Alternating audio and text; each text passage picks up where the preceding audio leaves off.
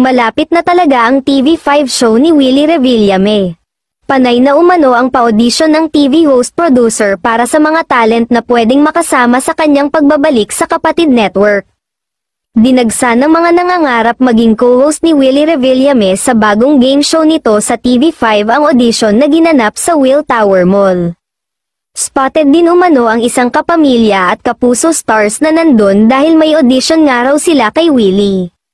Walang diskriminasyon na umiral dahil binigyan ng pagkakataon ang lahat na lumahok, kabilang ang sexy stars ng Viva Max na nagsipagdatingan at nag-aambisyong maging bahagi ng programa.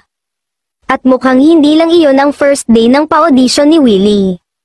Kahit kaya yung mga sikat na celebrity na gustong mag-co-host kay Willie ay kailangan pa ring mag-audition. Hindi pa naglalabas ng anunsyo ang TV5 management tungkol sa petsa ng pagsisimula ng programa ni Willie. Pero kumakalat na ang balitang mangyayari ito sa malawak na lugar para makapunta ang kanyang mga tagahanga at taga-suporta na matagal nang hinihintay ang pagbabalik niya sa telebisyon. Uumpisahan na ang renovation ng Noveliches Studio ng TV5 para sa inaabangang homecoming ni Willie. Kasama ni Willie na bumisita sa studio ang kanyang production staff, ang mga miyembro ng engineering department ng TV5, at si Shena Olaso, ang executive vice president ng channels and content ng Signal TV.